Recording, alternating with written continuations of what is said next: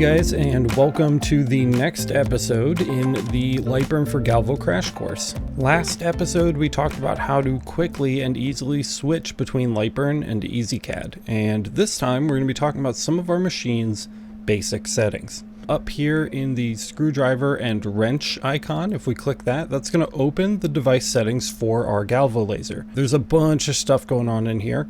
We're going to break it down a little bit. We're not going to go through every detail of everything. There's a couple of reasons for that. One, we already have independent videos for most of the stuff in here, and I will throw cards up in the corner and links in the descriptions to those, as well as add them to the crash course playlist, so you will definitely be able to find them. We are going to just take some time to run through what these all mean, what exactly they do. Most of these settings you can actually bring over from EasyCAD, so if you have a factory set up version of EasyCAD, this is all in your F3 param in various menus. And you'll be able to actually go through the F3 param, take some screenshots, and copy that information over if you didn't import the Mark Config 7 when we started. So we did talk about that in the first episode.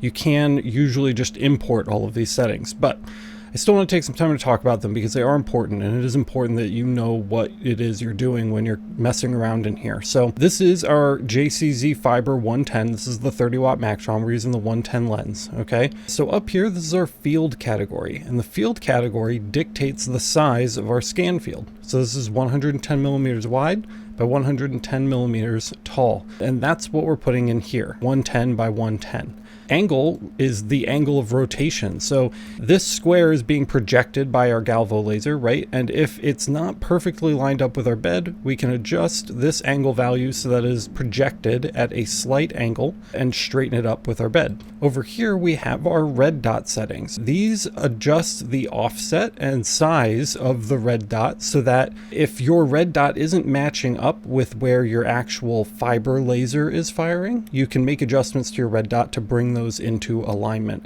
This is one of those things that we have a video about already. So again, I will make sure that I link that down below for you. The rest position is where the red dot sits when it's not being used. So I typically like 0, 0, just right in the center. But if you have somewhere specific you'd like it to go, you can certainly put those coordinates in here, and the red dot will rest there when it's not being used. Over here on the left side, we have the Galvo configuration, and this is basically our distortion corrections, okay? This is another thing. We have an entire episode on how to set up these distortion corrections. So when we project our square workspace through our circular lens, there are distortions in what we're projecting, and these values allow us to correct for those distortions. Doing it manually is a big pain in the butt, and there's really no reason to do it manually anymore because we do have core file. So you cannot do lens corrections natively inside of LightBurn yet. It's a planned feature, but it's not out as of recording this video. So you'll still follow the EasyCAD core file tutorial, and then you can grab that core file, paste it somewhere that you're going to remember it, and then we can load it in here. When you load a core file in here, it is going to overwrite all of these settings down here, and it's also going to overwrite your field size. It'll probably put some weird number up here. That's because the lens isn't really a 110 by 110 lens. That's just what it's designed to be used for. It's actually a bit bigger than that, and we sacrifice some of that outermost field area in order to make sure that our scan marks are good. So when you see this number change, don't worry, that's totally normal. It's just actually using the calculations to determine the lens's true size. So anyway, guys, we will have the core file generation video in the playlist. We're gonna have to do a couple things before we get to that, but it will be one of the videos in this playlist, so you'll be able to come back in and get this all set up, no problem. Under our Galvo configuration, we have just a couple bonus options. One is to play a sound when the job is finished. This is a feature we get with Ruida controllers, but we don't get them with EasyCAD controllers. So when you're doing a job on a gantry machine, typically the Ruida controller will beep when it's finished so that you can hear it. The EasyCAD, Galvo lasers don't really have anything like that done. So you can go ahead and turn that on here if that's something you'd like. And then this button here turns require framing before start. So if you hit the start button, it will pull up the frame menu before the job actually starts, which can be handy if you're new to this. In the center here, we have our laser source configuration, and this is where you're really going to want to look at what you already have set up in EasyCAD, because you likely have this configured from the factory, and specifically this laser type and fiber type up in here. So, you know, if you have a fiber laser, obviously pick fiber. You can pick CO2 if you have a CO2 Galvo. UV is not currently supported. Hopefully we'll see that in the near future. And then for fiber type, you can pick the source. Typically, you want to match the actual source that you have. So if you have a Raycus source, you want to select Raycus. If you have a JPT, you want to select JPT. If you have a Max, typically you'll want to select a JPT. And if you have an IPG, you can pick IPG. If for some reason your laser refuses to fire, a lot of times JPT sources will be set up under an IPG configuration. So you might want to try those. But whatever your EasyCAD installation came set up with from the factory is what you want to pick here. So even if you have a JPT, if it came from the factory set to IPG, either one of these IPG configurations, I would just set it to that. So try to match that to what your manufacturer has set up for you in advance. Otherwise, pick your actual source from the list. So we'll go ahead and pick JPT here. I've tested it and I know that it works for my machine. Your frame speed, this is just how fast the laser is going to move when it's framing objects for you. So whenever you're doing your red light to target, 4,000 is the max I would do. Any higher than this and your galvos start to lose accuracy. So in order to maintain the most accuracy but have the easiest viewable target, you want to stick right around 4,000. So I wouldn't change that too much either. Don't touch the opened MO delay unless you know what you're doing. Down here we have enable pulse width modulation. So this is your frequency and you can set the minimum and maximum frequency. If you don't know the minimum and maximum frequency, you're going to want to get your source model number.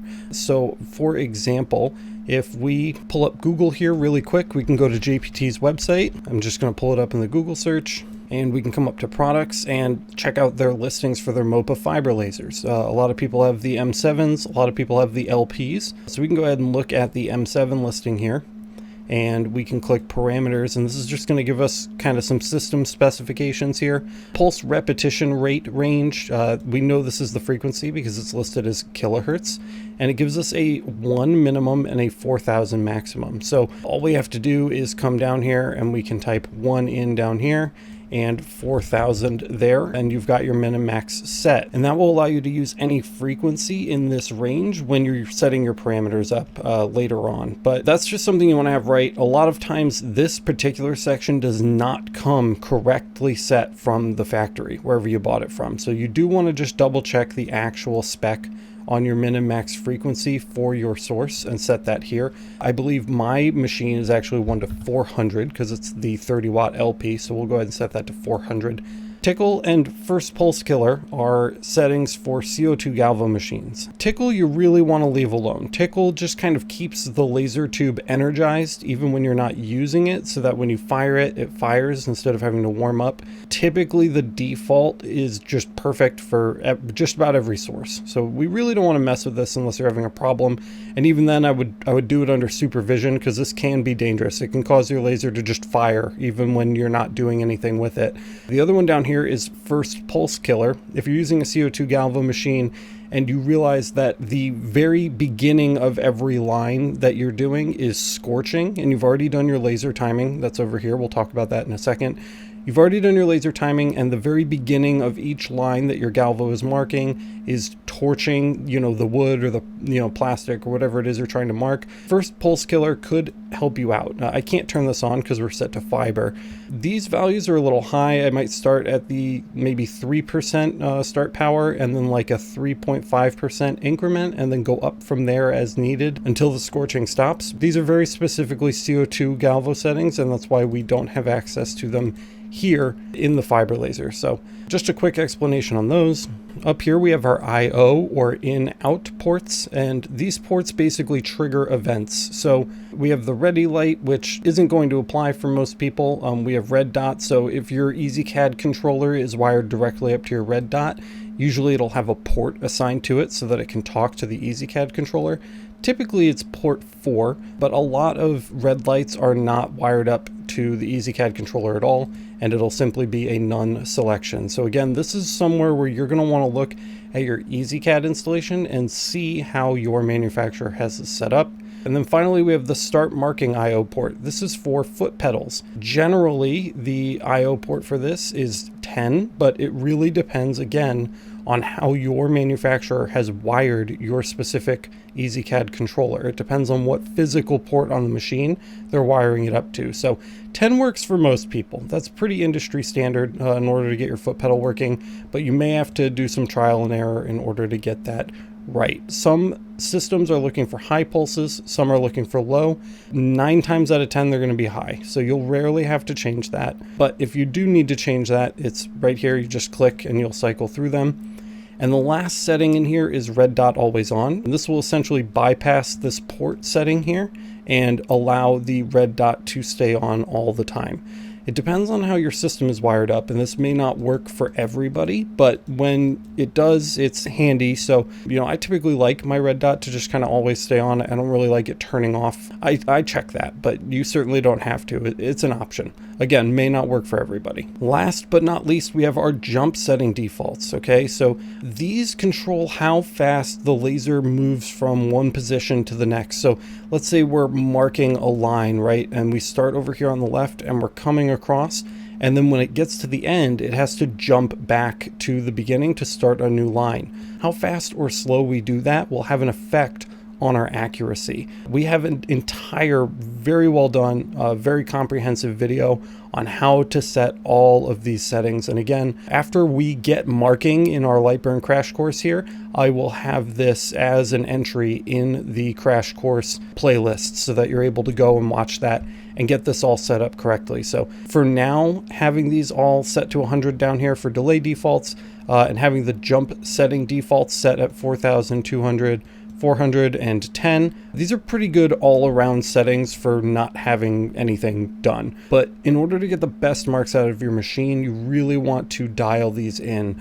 So we'll go ahead and talk about this a little bit later on in the series, but for now, the defaults are going to do just fine for you. If you're curious about what's hiding in this additional settings menu, this is data that LightBurn uses in order to build its job previews. So if you're familiar with LightBurn, you can click this button up here, the one that looks like a little computer screen, and it'll actually run a simulation of what your job is going to do before it's actually done. It's a great feature, but they haven't really done the math in order to get it super accurate for Galvo yet. All of these numbers are based on gantry machines. I really don't recommend coming in here and messing with any of this right now until they get the Galvo math figured out a little bit more. It really doesn't apply, and that means when the preview button gives you job time estimates, they're gonna be a little bit off, but it's fairly close. It's fine the way it is now. I don't see a need to ever come in here and change any of this. Eventually they'll update LightBurn so that these are a little more accurate, but for now I would just leave them alone. And that's everything, guys. So I know we didn't go into a huge amount of depth, but that's because 90% of this we've already done individual videos on how to set. So again, those will show up a little bit later on in this crash course so that you can get all of these set correctly. But for right now, we really just want to make sure the laser is firing, and that means having the center section here configured correctly and making sure that our IO ports match what came default with our EasyCAD installation from the manufacturer. Because again, these specific settings right here just have everything to do with how our machine is wired and kind of set up from the manufacturer. So we just want these to be set correctly so that we can use our machine. And again, once we get into marking, we'll come back to this page during the crash course so that we can talk about how to do lens corrections. We're going to talk about how to fix the red dot and how to fix the angle for your alignment on your projection. And of course, we're going to talk about timing. So we will come in a little bit later on in the crash course and cover those. But for now, we are done with this menu, so we can hit OK and we can move on to the next episode. Next up, guys, we're going to talk about actually using LightBurn. We're going to talk about some of the artistic tools at our disposal, and we may even talk about how to run a basic job. We'll see how long it runs. I'm trying to keep these short, so we may just do kind of like a general artwork tutorial in LightBurn, and then after that, we'll start talking about marking our different cuts and layers and basic machine operations over here. So we've got a lot more good stuff coming up for you, and that's all I've got for this one, guys. So thank you so much for watching, and I will see you in the next one. Hey guys, thanks so much for watching this episode of the LightBurn for Galvo crash course. If you got value out of this one, guys, don't forget to smash the like button, let everybody else know the content is good, and don't forget to subscribe and hit the notification bell so you get notified the next time we add to the LightBurn for Galvo crash course. If you want to join the Laser Everything community, hang out, talk about all these cool new features and stuff that we've got going on with LightBurn for Galvo, there are links to our absolutely 100% free Facebook group and Discord server down in the description, right next to the link to the Laser Master Academy, the #1 way to support the channel. So if you want to support the channel and help us continue doing what we love doing here, which is teaching you guys how to use your lasers, consider signing up. It starts at $8 a month, and every dollar of it goes to making sure that we can continue to do what we love to do. And we really do love doing it so much. And all of the information that we put out on the YouTube channel for everyone for free is thanks to our members over at the Laser Master Academy. If you want to go check that out, you can sign up right now over at masters.lasereverything.net. Hope to see you over there, and I hope you enjoy the next episode of the LightBurn for Galvo crash course.